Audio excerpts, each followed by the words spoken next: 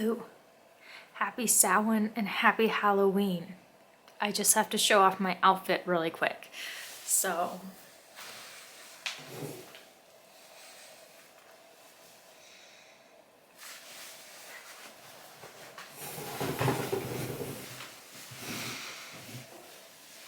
hello, my name is Kaylina and this is my channel, The Magic Society.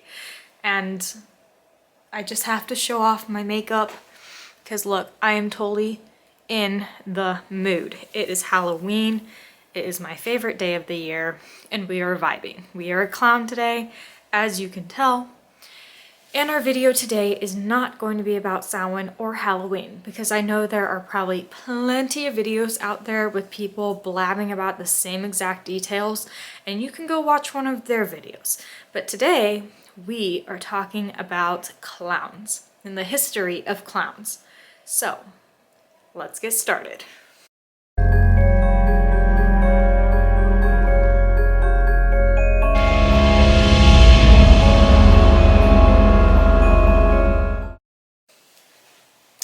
All right, so the history of clowns. Here we go. What makes clowns clowns? All of us know about clowns, but do we know the history of them and how they came to be? What was the earliest clown? What made them so scary? We are going to learn all that today. So, the first clowns were actually all the way back in the 2400 BC era, and they were in Egypt, and their role was literally to make the Egyptian pharaohs laugh. They were called pygmy clowns, and they were in the 5th dynasty. Also, early clowns were also priests, so their roles were actually inseparable, which I think is really interesting because you would never combine a clown with a priest, but I guess that was a thing. So clowns have also shown up all across ancient history as well. They've shown up in ancient Greece where they were bald and they wore padded clothes to make themselves look larger. In ancient Rome, they wore the pointed hats. And they were what most of the jokes were butted around. So they were always that person the main character was messing with or teasing or all of that good stuff. They were also called stupidus, which kind of makes sense. That's probably where the word stupid came from. Everyone knows of the circus clown performer who works in the circus and uses physical humor to entertain. These performers often use colorful clothes, makeup, wigs, and use like huge footwear. So the Icelandic word for clown is a clowney, and that means a clumsy person. So other type of clown type entities have also been around since ancient times. The Chinese have their own type of clown called a zhuzi, who according to lore was the only one who was allowed to pick fun at the emperor for the plans of painting the Great Wall of China. Even Native Americans had clown-like entities that would interrupt serious rituals and do different crazy antics. And oftentimes clowns back in the day were ways for the people to make fun of the rulers at the time without the chance of harsh punishment. So, a little bit more modern, an Italian comedian by the name of Del Arte of the 16th century was the first to introduce masked characters known as Arcacino, or the Harley Quinn, and Perrault, which is pirouette, I guess. And so obviously when you think of Harley Quinn, you think of the Joker's girl, you know, jester. Obviously she stands on her own as well, but you think of her. But Harley Quinn actually became a comic valet, but developed into an acrobatic trickster, wearing a black domino mask and carrying a bat or noisy slapstick in which they frequently used on their victims. So it kind of makes sense, right? That Harley Quinn carries around a bat because that is very much what they were. And her first original kind of costume also kind of represented that as well.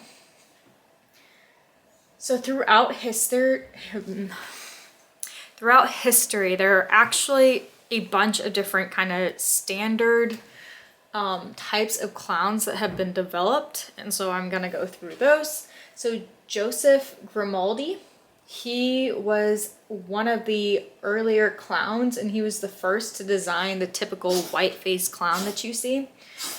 My dog is choking in the background. You okay? She's okay. Okay. And so he originally designed this in 1801. Both the neck and face were covered in white makeup, and its mouth painted with a grin with black eyebrows. His clothes were very extravagant and was considered a sophisticated character. This is the highest status in the clown hierarchy. He practically invented the modern clown, and even today clowns are called Joey due to him. Augusta had a pink, red, or tanned face. Both mouth and eyes were painted white, and his lips and eyebrows were black. His clothes can be either well-fitted or baggy. The archetype of this clown is one of the anarchist, joker, or the fool. Within this, there are sub-parodies, such as a butcher, a baker, policeman, housewife, and hobo. And then within the North American sector, along with the hobo, you have your tramp and your... what's the other one? Tramp and bum. And so the hobo was representative of traveling around all to different places, never really having much luck, but always having a positive attitude. The tramp, however, was the same kind of deal, traveled around, but did not have a positive attitude and was always sad. So there have been lots of famous clowns throughout history, and I'm going to quickly go over those and what they were kind of known for. First, you had William Kemp and Robert Armin. These were professional stage clowns who were both connected with the Shakespeare's company. Then you have Matthew Sully, the first clown in the United States. He performed in Ricketts Circus and was a Harley Quinn, tumbler, and singer. You have John During, first American-born circus clown, also performed in Ricketts Circus. Then you have John Baptiste Casimir Brescard, which I'm sure I completely butchered that name. But he brought back the circus in the United States in 1804 after there was a dry spell and no circuses performed. Then you have Joe Pentland, known for his drunken sailor sketch. He was skilled at riding horses, although he pretended not to be. You have Garak, who is Adrian Wetdock. He was a famous whiteface pantomimist. I don't know that word. He resembled Emmett Kelly, who was the American vagabond clown. You have even Charlie Chaplin, which I'm sure everybody has heard of. And he kind of played a clown in the motion picture Little Tramp. So within clown society or culture, there's also different clown like slang terms that they use as well, supposedly. If you are in the clown community and these are correct, let me know in the comments below, or if there's others that I missed or if I'm completely off, please let me know as well. I was just doing a bunch of research today on a bunch of different websites, reading about clowns and the history. So if I am incorrect in any way, please comment down below. So some of the slang would be a clown alley, which is a backstage area in which a clown dresses or keeps their props. You have a boss clown, which is exactly what it sounds like. They are kind of responsible for all the other clowns. You have a charivari, which is a type of acrobatic clown routine. A carpet clown is a clown that starts in the audience to get more of a comedic entrance. You have a first of May, which is a novice performer, someone who hasn't ever performed before and is just starting out. And then you have a trooper, who is a very well experienced clown. They have been in the business for at least one season, and they're considered a seasoned veteran.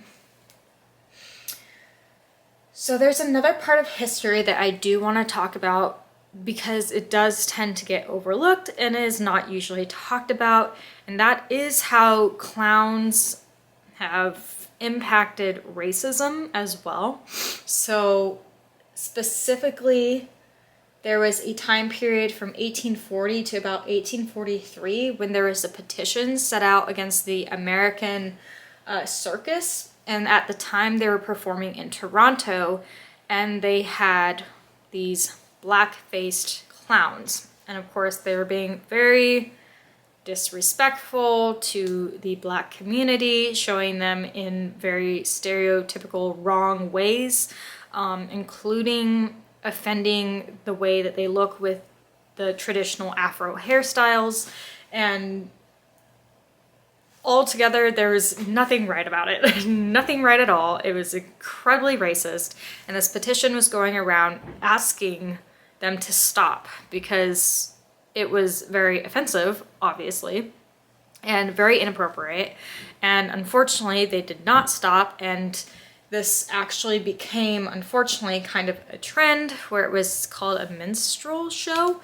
And it was like blackface clowns, and it was a whole thing, and it was grossly inappropriate. And this happened from the mid-19th century well into the 20th century. And these shows became like very commonplace. Even more disgusting, there were actually stores that you could go and buy said costumes and other things so that you could put on your own show. Obviously not right. Very racist. Lewis Hallman Jr., he was the white man that kind of started all of this. And in some cases, it's still kind of an issue today. Like, it's still something that's discussed, whether or not clowns should even be represented in shows, just because some of it does have racist connotations as far as like the hair goes and how some of the clowns are represented. And so it is a conversation, you know, and one of the arguments was we're taking live elephants out of shows, so why should we not be looking at other things that are obviously wrong within the circle of the circus and taking those out as well. And the way we represent some of the clowns is definitely something that we should be looking into. Now, that being said, clowns have existed since ancient times, so this is not like only a situation that was happening, you know, clowns didn't just come from that era and that time. But it's incredibly important that we make sure that today that representation is not being racist. You know, like, these are things that should not still be happening. And yeah, it's just not appropriate. So just wanted to mention that because that is something that often is not talked about, but it is part of history, and clowns did have some racist connotations back in the day. And so making sure that moving forward in the future, those things are not happening. So next I want to talk about is where along the lines did clowns become kind of scary? Because obviously, you know, there's like two sections of clowns. There is the clowns that were associated with kids and like happy and joyful, and then there's another very dark and sinister side to clowns. And where along the lines did they intertwine? So that's what I want to talk about now. First of all, colorophobia is the fear of clowns. And I feel like while not maybe a lot of people have the actual phobia for clowns, I think it's a fair assumption to say that a lot of people do not like clowns. Like, it is not a fan favorite. That's why they're always shown at scary haunted houses and things, because there's just something incredibly unsettling about clowns. And this actually has a fair amount of history to it and where this fear kind of originated from. It's very fascinating. So it's been shown that not even kids really like clowns. They're supposed to be funny, but many agree that they're just odd. And it's probably for the same reason that people do not like dolls. And there's actually a word for it, and it's called the uncanny valley effect. And this means that our brains can't quite commute that it looks like a human, it should be a human, but it's not. There's something off, there's something not right about it. Just like dolls, right? They look incredibly human, but their eyes, there's just something wrong about them. Same with clowns. They look close, but not quite right. And so that's actually the effect, the uncanny valley effect.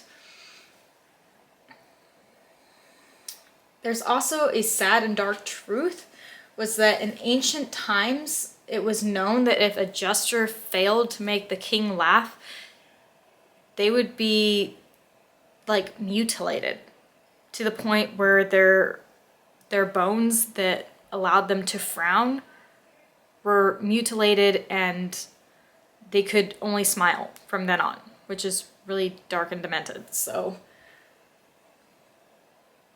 a French literary critic by the name of Edmond de Goncourt quoted to say, "The clown's art is now rather terrifying and full of anxiety and apprehension. Their suicidal feats, their monstrous gesticulations, and frenzied mimicry remind one of the courtyard of a lunatic asylum." And that is sadly true. And for some reason, when I read that quote, it made me think of the play Pippin. And because there's a lot of circusy type things in that, and the dark truth of that show was that his conscience, or like the clown type characters that lived inside his mind, were trying to get him to go into a darker and darker place to the point of suicide. At least I'm pretty sure I saw that show a while back, but that scene at the end where he's like supposed to jump into the flames or whatever, and all the clowns are trying to get him to do it, that just, that's creepy. It just leaves a creepy feel. And so there's also a lot of other darker history, such as the darker side of the clown could have also been inspired by Joseph Grimaldi, which is who I mentioned earlier. Although he was one of the most famous comedic clowns in real life, he was anything but. In fact, his life was really quite tragic. So he had a horrible father, a very tyrant, typical stage father. He had bouts of depression, his wife died soon after childbirth, and his son died of alcoholism before he even turned like 31, or he turned 31 and then died. So a lot of tragic history. And then not only that, his act actually made it so that he was in so much pain and he became prematurely disabled from his act. And he was quoted for saying, "I am grim all day, but I make you laugh at night." A sad truth. He also, sadly, died penniless, and he was also an alcoholic as well. And he died in 1837. The famous Charles Dickens was in charge with editing his memoirs and kind of told a twisted, darker story of the clown. And this is kind of maybe where the scary clown kind of came from. And it showed that the clown tends to destroy himself in order to get a laugh from his audience. And that kind of became an archetype in a way. Yeah. Dickens' article actually made people, it forced them to see that the actor is tied with the clown and that what is hiding behind the smile, so to speak. And this seems to be kind of a painful truth throughout history. We see this a lot, right? Comedians are usually the people that are hurting the most. They're the ones that you never know that they're going through a lot of dark times, but they are the ones hurting. And we see this a lot with people such as Robin Williams, and it's a coping mechanism. That's how they cope with surviving life, is by being humorous and by trying to turn everything into a joke. It's because it's the only way they know how to make it. And so then, even darker still, another man that we mentioned earlier, Jean Gaspard de Beauce-Perrot, his real background was quite sinister as well, because he masqueraded as a clown, but he actually at one point killed a boy for simply mocking him and insulting him in the street. and he actually got away with this murder. And as, you know, we see throughout history, there was Bozo the Clown, there was Ronald McDonald, who is still a figure today. All of those clowns were supposed to be more friendly and upbeat. But then you have another dark person in history, John Wayne, or no, sorry, not John Wayne. Oh yeah, sorry. John Wayne Gacy, who entertained under the clown name Pogo. However, between 1972 and 1978, he sexually assaulted and killed more than 35 young men in the Chicago area. He quoted saying, "You know, clowns can get away with murder." He, however, did not get away with murder. He was actually executed and was found guilty for 33 counts of murder. He became known as the Killer Clown.